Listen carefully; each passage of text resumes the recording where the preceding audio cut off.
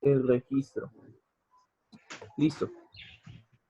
Entonces, es comparable el tema de la invención de la lengua, esto a algo tan cotidiano como encontrar a alguien con el que uno se entiende en la vida. A veces no se entiende uno muy fácil con unas personas en la vida, pero celebra mucho cuando encuentra a alguien que lo conoce a uno, que lo ayuda a conocerse. Cuando hablamos entonces de la celebración del Día Internacional de la Lengua, estamos hablando de todo ese sistema de signos y de obras que escritos en lengua española, que escritos en el castellano, recogen todas nuestras experiencias como pueblo. Eh, Puntualmente yo les quiero hablar hoy, si ustedes miran su taller, del boom latinoamericano. El boom latinoamericano. Entonces vamos a empezar abriendo el taller. ¿Me escuchan ahí? Por favor, necesito que me den señales de que me están escuchando. Es que a veces tengo la sensación de que no tienen audio y siento que que no, que no me oyen y que pierdo el tiempo. Sí, yo te estoy escuchando.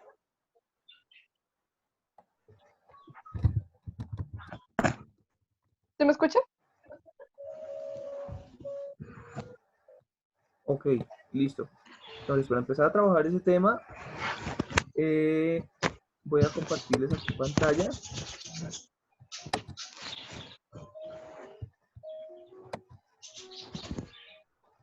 Entonces, lo primero que tenemos acá es la guía de el material con el que ustedes van a trabajar esta sesión.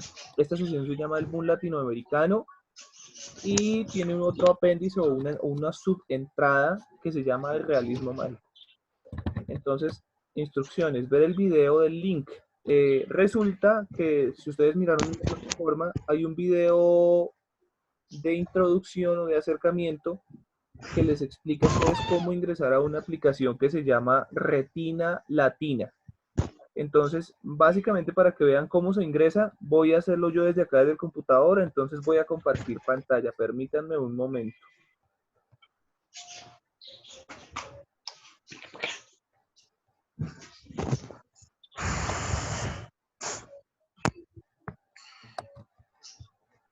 Quiero que miren esto, entonces tengo acá Retina Latina, busco así, así lo voy a buscar en internet, busco tu sitio para ver cine latinoamericano, voy a entrar en esa, la primera que está ahí.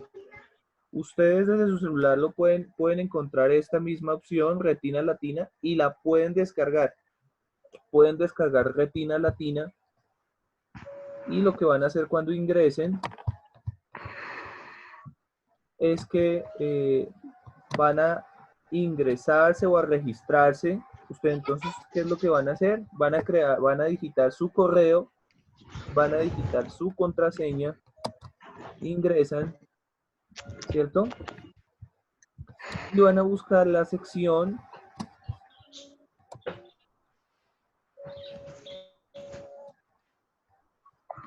de colecciones.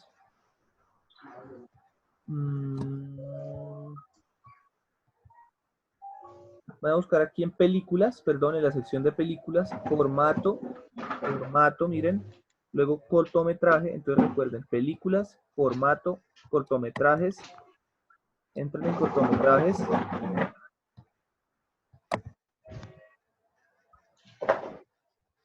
cortometrajes de Colombia,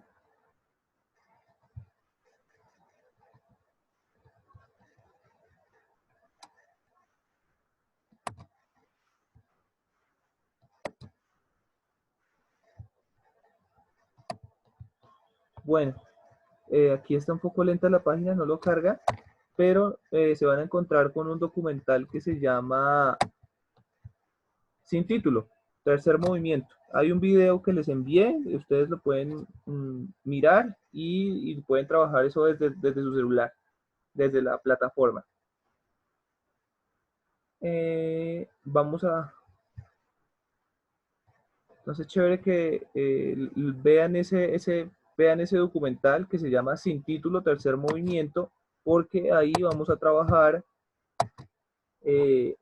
la actividad para esta clase. ¿Por qué? Me interesa que ustedes tengan una cuenta en Retina Latina, que es, hagan de cuenta como un Netflix, un Netflix, pero es gratuito. Ustedes pueden ver ahí todas las películas que ellos promocionan. Son películas de cine latinoamericano y tienen cine para los papás, tienen cine para los jóvenes, tienen documentales, unas cosas muy interesantes que pues lastimosamente no se promocionan siempre en las carteleras de cine convencional, pero es otro cine, es otra óptica para que ustedes pues conozcan otros tipos de cine. Entonces me interesa que vean ese documental, dura más o menos unos 10, 12 minuticos. Luego, para empezar a desarrollar este taller, hay que ver este video, tiene que ver con Gabriel García Márquez y la historia que está detrás de la historia de 100 años de soledad. Profe, ¿me puedes repetir la página? Sí, mira. Es Latina. Es descargar.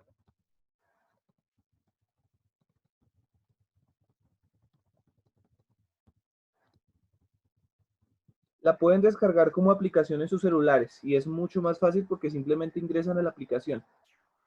Pues es una aplicación a la que pueden acceder desde el celular o pueden acceder desde internet también. Yo prefiero que lo hagan sí, como aplicación en sus celulares porque no es que sea muy pesada tampoco. El audio es muy bueno el video también es de muy alta calidad y sin cortes, no se pausa para nada la grabación. Bueno, les estaba diciendo, empezamos entonces con el tema de el boom latinoamericano. Entonces, empecemos primero conceptualizando esto del boom. Cuando uno habla del boom latinoamericano, estamos hablando de un fenómeno literario. ¿Qué ocurre entre los 60s y los 70s? ¿Qué está ocurriendo entre los 60s y los 70s en América Latina? Yo les mencioné en una clase que era difícil escribir, que era difícil expresarse y que era muy difícil sobre todo pensar en voz alta, porque América Latina está en medio de dictaduras militares que reprimen severamente a las personas que manifiestan una voz de rebeldía, que están inconformes con el gobierno. Básicamente las dictaduras militares que están eh, mantienen constantemente, es muy similar a la situación de ahora, o sea, no es completamente similar, pero es muy similar a la situación de ahora porque mantienen toques de queda constantes, choques constantes con la policía, requisas en las calles, requisas de la policía en las casas de las personas que considera sospechosas. El hecho de reunirse con varias personas para hablar de política ya era una causal para ir a la cárcel, ¿ya? Y hay muchas críticas por parte de los intelectuales latinoamericanos que ven pobreza, que ven crisis de salud, que ven crisis de educación, que ven que muchos niños no pueden ir a la escuela, en fin, hay muchas cosas que criticar. Y en la década de 60 y 70 toda la región de Sudamérica, Bolivia, Ecuador, Perú, Uruguay, Argentina, Chile, Brasil, viven, carajo, ay, qué vaina, Dani. Voy a tratar de hablar un poco más despacio y me dices, ya se oye,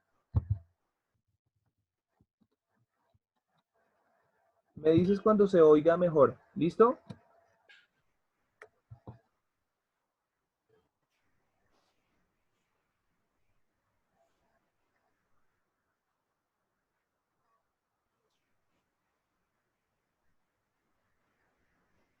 Bueno,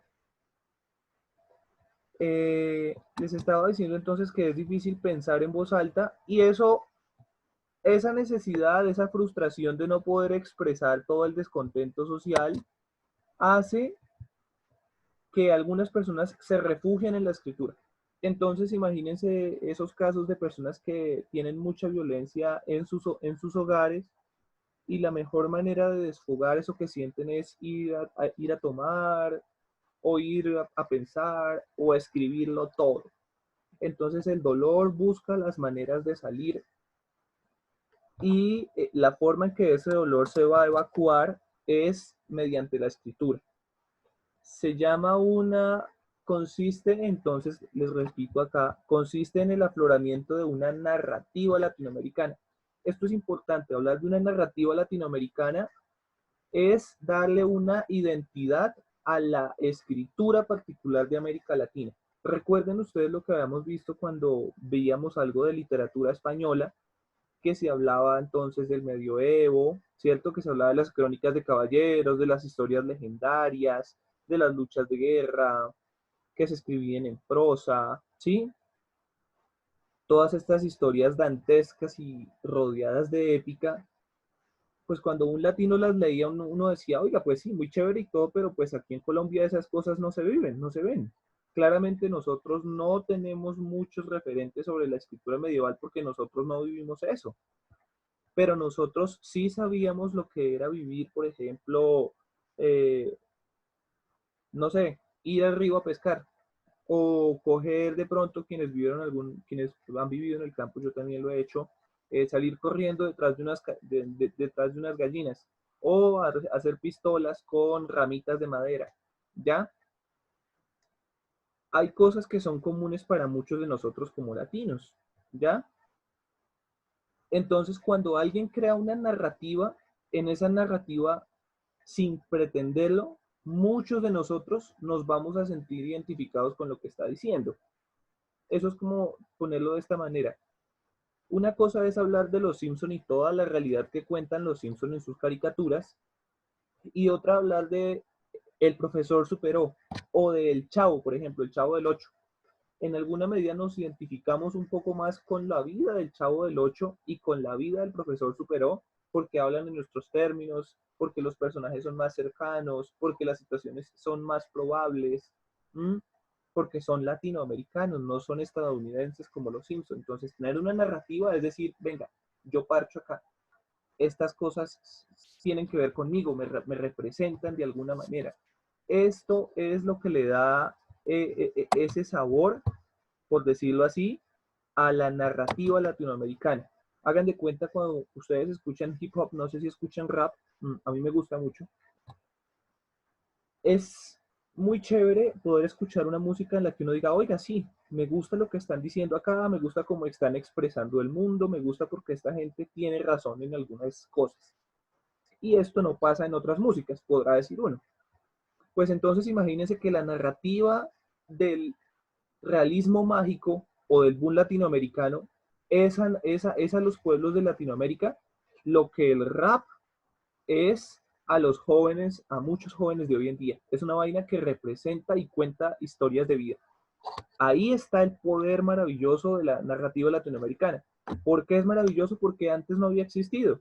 Recuerden ustedes que veníamos de ser un continente en donde sus países habían sido colonizados, herederos todos de la lengua española, herederos todos del catolicismo, herederos todos de las lecturas españolas. Nada más miren esto, por ejemplo, muchos de nuestros familiares con dificultad aprendieron a leer. Ahora imagínense que pudieran aprender a escribir. Así nos veía el mundo, como un pueblo de analfabetas, como un pueblo de ignorantes que no eran capaces de pensar a profundidad porque lo máximo que sabíamos hacer era leer lo que se nos pusiera enfrente. Y eso les estoy presentando la dimensión, lo que tiene que pasar en un país para que este país empiece a escribir sobre sí. Entonces, en un primer momento, uno tiene que vivir una situación de dolor o de tensión. Segundo, tiene que hacerse unas preguntas sobre qué soy yo, quién soy, qué me está pasando. Tercero, tiene que empezar a leer. Y cuarto, tiene que desarrollar unas habilidades narrativas. Hagan de cuenta lo que les decía yo en las clases de dominio de estrategias y técnicas escriturales y literarias. Tengo que aprender a manejar unos tiempos para construir metáfora. Tengo que construir y caracterizar personajes. Tengo que aprender a usar el tiempo. Entonces, una de las características fundamentales de este boom latinoamericano es esta: la fusión entre la ficción y lo real generaba la duda en el lector. Básicamente lo que estamos diciendo acá es el realismo mágico. El realismo mágico es algo que parece muy real, pero en efecto sabemos que no lo es. Entonces, un ejemplo. Hay dos escritores. Hay uno que se llama Gabriel García Márquez, y hay otro que se llama Juan Rulfo. Gabriel García Márquez, en su libro, en ese libro icónico que se llama Cien años de soledad, es capaz de manejar el tiempo de una manera que es absurda o que es irreal.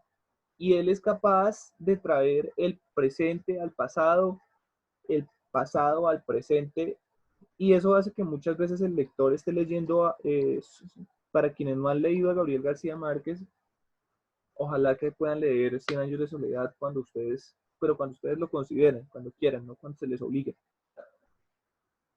Él es capaz de hacer hablar a muertos con los vivos y de llevar a los vivos al, de alguna manera, lugar donde están los muertos. Es capaz de hacer conversar a un bisnieto con su tataranieto, y esas conversaciones se dan como si fueran en tiempo presente.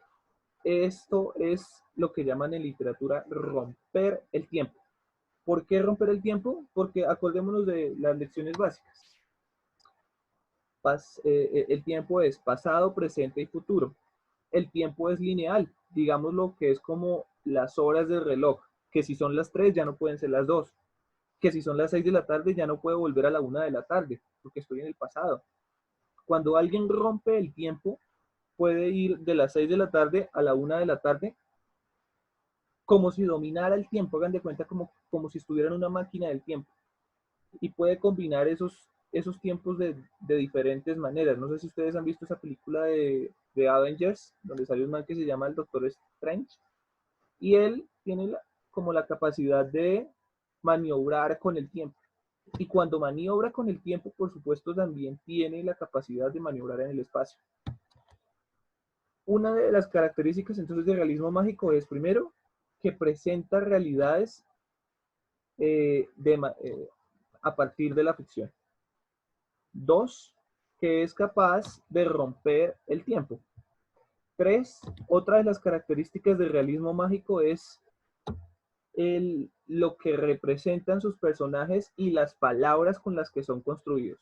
Entonces, volvemos otra vez a la explicación. Cuando nosotros vemos películas extranjeras, es algo que todavía pasa, nos encontramos con que hay películas que tienen unos diálogos muy elaborados, como por ejemplo, no sé, voy a crear una escena acá. La chica le dice, seguramente me amarás mañana cuando la hojarasca y la noche hayan pasado. Y el hombre le va a decir, oh sí, te amaré toda la vida porque no hay forma de que mi corazón eh, viva sin ti. Lo que nosotros vemos en la mayoría de películas es que los diálogos son muy elaborados y uno cuando se queda viendo, uno dice, uff, increíble como piensa esta gente, mira las palabras tan bonitas que utiliza. A uno le asombra eso porque en la cotidianidad no se comunica y se maneja con ese lenguaje.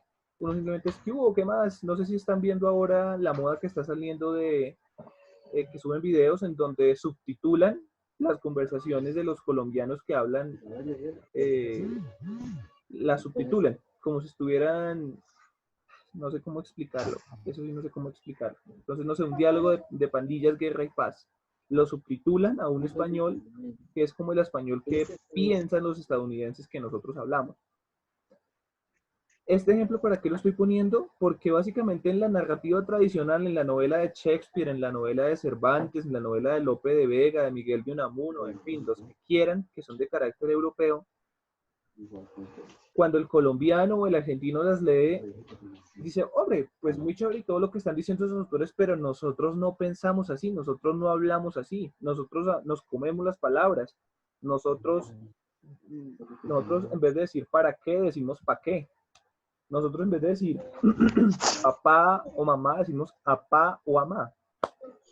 Entonces otra de las características del realismo mágico es que utiliza el lenguaje popular, el lenguaje cotidiano, el lenguaje del día a día para escribirlo.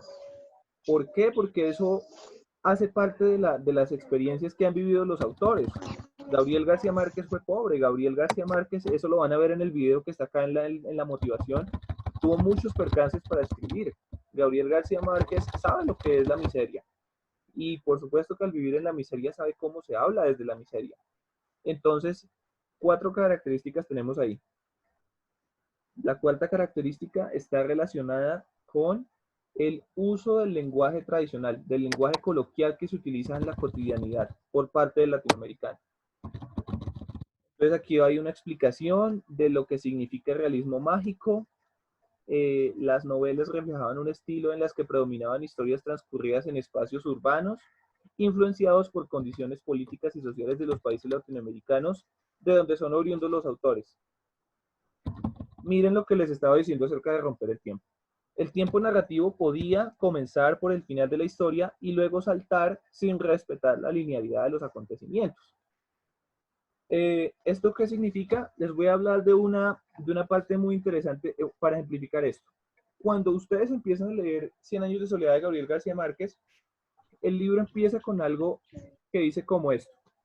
No es exactamente así, pero dice algo como esto. Aquel día, frente a la plaza de armas, Aureliano recordó todos los episodios que lo habían llevado a este momento. Entonces la escena que se está describiendo es esta. Los primeros renglones de 100 años de soledad nos presentan a un man que está frente a un pelotón de fusilamiento y él se está acordando en ese momento de cómo su abuelo lo llevó a conocer un día el hielo. Entonces miren cómo mezcla los tiempos. El pelotón de fusilamiento es el final de la obra cuando uno termina de leerla, pero a la vez es el comienzo. ¿Mm? Y uno tiene, hagan de cuenta, que leerse todo el bendito libro para entender el comienzo. ¿Ya? Entonces ahí hay un manejo de los tiempos que uno dice, qué cosa tan estrambótica. Les voy a hablar ahora de los autores latinoamericanos que representan al boom latinoamericano. ¿Por qué es un boom latinoamericano? Porque estos manes escribieron muy bien. Porque estos manes, como lo llaman en los términos de la radio, cuando una canción pega, estos manes dieron el hit, le pegaron a los temas que era y a la gente le gustó mucho. ¿Y qué significa que a la gente le gustó mucho? Lastimosamente, el boom latinoamericano fue famoso, no fue porque los latinoamericanos lo decidimos. El boom latinoamericano se llamó así porque los estadounidenses y los europeos, que eran quienes leían, que eran quienes tenían dinero para ir a una librería, lo decidieron así. América reaccionó muy tarde al boom latinoamericano. ¿Cómo así que América reaccionó muy tarde al boom latinoamericano? Sí, porque es que el latino de a pie, y entiendan como el latino al venezolano, al panameño, al guatemalteco, al mexicano, en fin, entiendan como latinoamericano a la persona que, no, que si tiene plata para comer, para el mercado, no tiene plata para comprar un libro que le vale, no sé, 40,000, 50,000, 100,000 pesos. Entonces, la dificultad enorme que han tenido los pueblos latinoamericanos para acceder a la lectura, primero está en que los libros son costosos. Segundo, en que no hemos fomentado aún la cultura por leer. Quizá tenemos la cultura por otras cosas, por bailar, porque somos excelentes bailarines y en otros países no nos igualan. Quizá, quizá tenemos el talento para reír porque en otros países no tienen la alegría que nosotros tenemos. Pero para leer y para escribir, muchachos, es algo que culturalmente no nos prepararon ni desde casa, ni siquiera en los colegios, porque a veces es complicado forjar una cultura de lectura. Entonces, ese boom latinoamericano, imagínense ustedes que es como si Gabriel García Márquez sacara un libro y todo el mundo lo quiere comprar, pero aquí en Colombia nadie lo conocía. ¿Qué pasó con Gabriel García Márquez para que fuera conocido? Tuvo que salir del país, que en otros países dijeran que él era famoso, que lo querían conocer, para que cuando llegara aquí a Colombia, los colombianos dijéramos, ah, vea, a este man lo conocen afuera. Similar a lo que le pasó en su momento a Shakira, que Shakira empezó cantando pop, pop es la cosa así, y nadie la conocía y todo el mundo decía afuera, aquí con su música maluca, pero cuando se va a Estados Unidos a cantar y triunfa allá, a su regreso a Colombia va a ser aclamada por todo el mundo. Entonces, la desgracia del boom latinoamericano estaba precisamente en que nació en Latinoamérica, donde no teníamos las condiciones para valorarlo como se debía. ¿Cuáles fueron los dos países en donde pegó primero el boom latinoamericano? Argentina y México. Argentina con un señor que se llamó Julio Cortázar, México con un señor que se llamó Juan Rulfo, México con un señor que se llamó Carlos Fuentes, Y luego, bueno, luego le sigue otra estela, Juan Carlos Onetti, Alejo Carpentier en Cuba, eh, Fernando Vargas Llosa en Perú.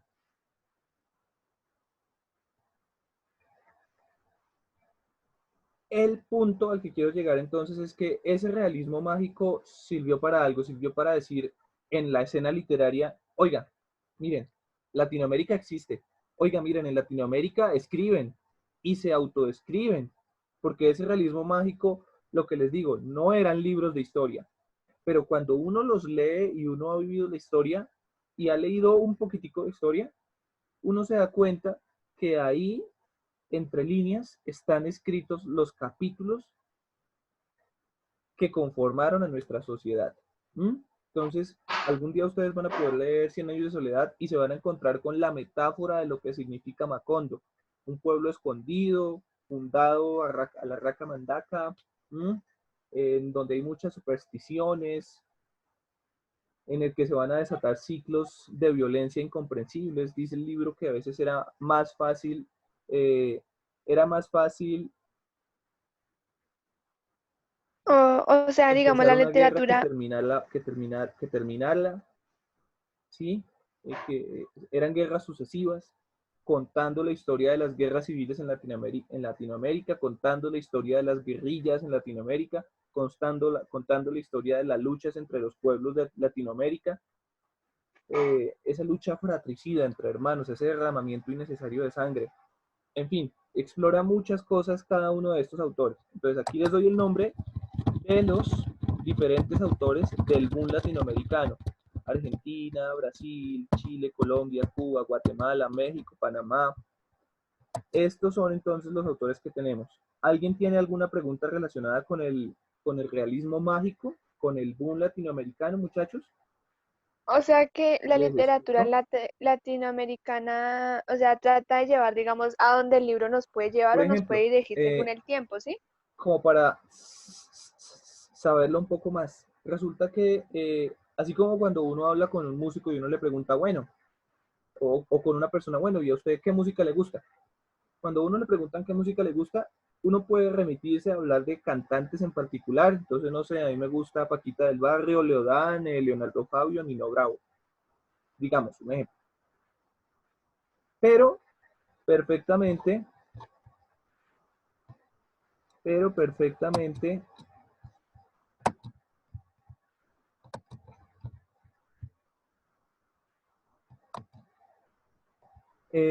muchachos, ¿algo pasa ahí? No, no, no, no.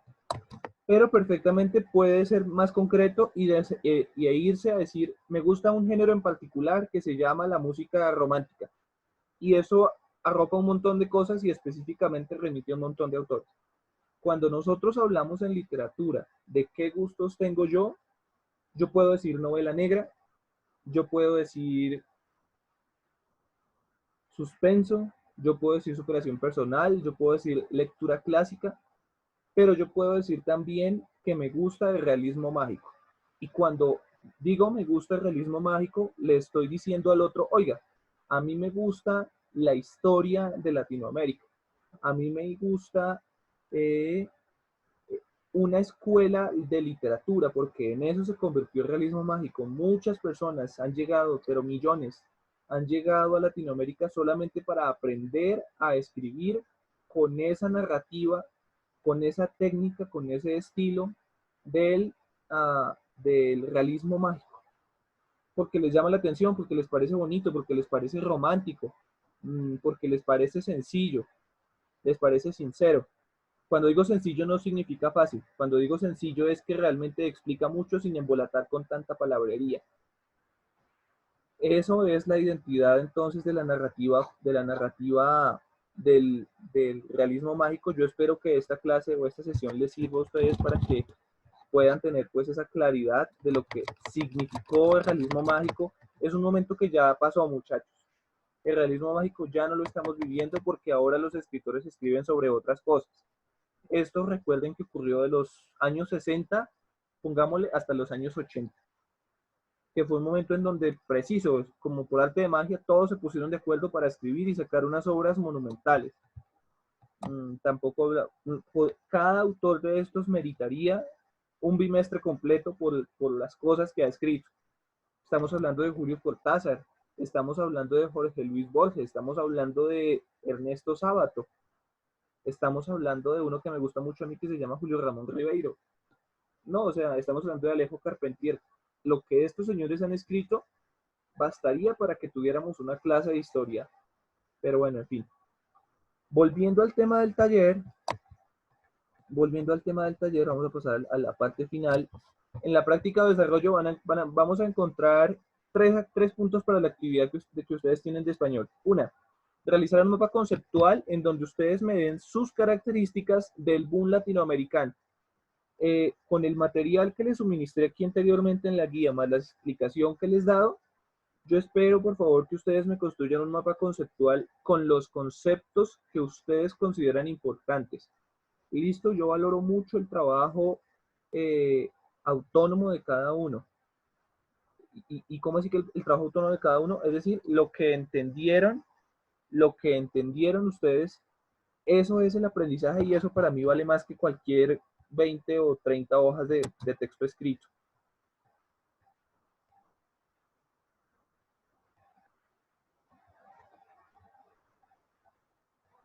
Ah, qué buena pregunta, Angie. O sea que la literatura latinoamericana se basa en que nos expresa o nos lleva a lugares inimaginables según como el autor lo proponga.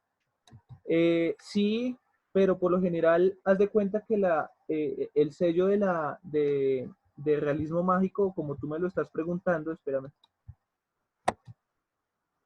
El sello clásico de la literatura latinoamericana está marcado por algo que se llama recuerdo, evocación. Y ese recuerdo es la forma en que el autor escribe algo que ha vivido. Entonces se acuerda de su abuela y la forma en que le cocinaba y la cocina y la disposición de los elementos y la celebración que había en torno a la mesa cuando se servía un plato de comida y las experiencias que eso lo evoca.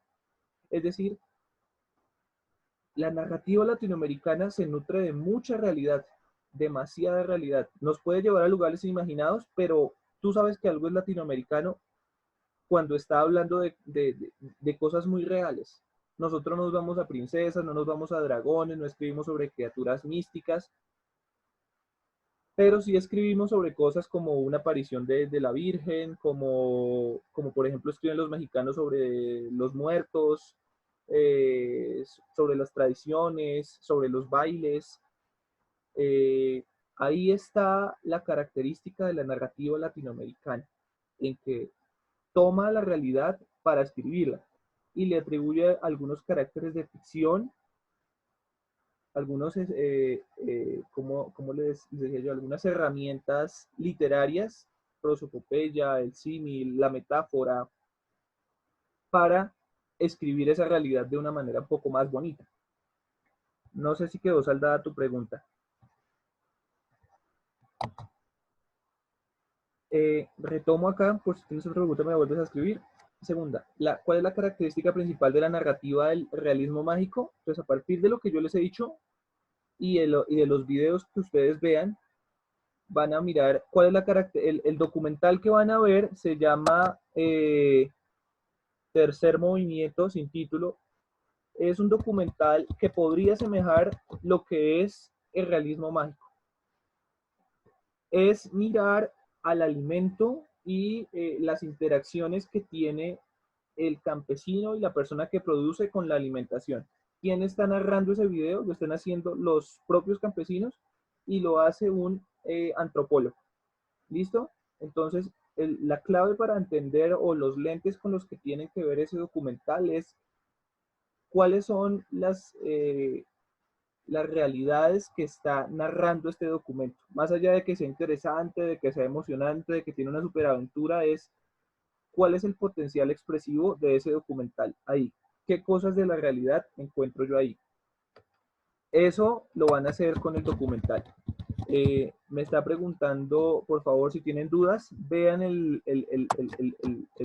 yo les subí un link de YouTube también en la plataforma de Classroom para que ustedes puedan ingresar al aplicativo.